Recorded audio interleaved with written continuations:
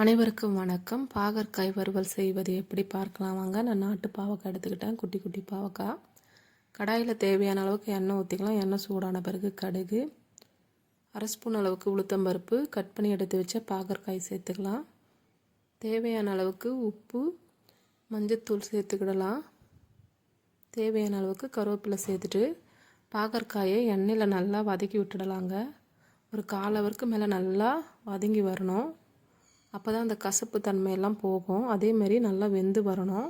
இப்போ நல்லா வெந்த பிறகு 1 ஸ்பூன் அளவுக்கு காஷ்மீர் சில்லி பவுடர், காரத்துக்கு ஏற்ற மாதிரி 1 ஸ்பூன் அளவுக்கு மிளகாய்த்தூள், இடித்து வச்ச பூண்டை சேர்த்துட்டு ஒரு 5 நிமிஷம் நல்லா வதக்கி விட்டுடலாம். அந்த மிளகாய்த்தூள் ஸ்மெல்லாம் போகணும்.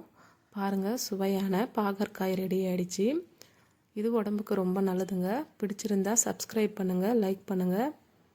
தேங்க்யூ. Follow me.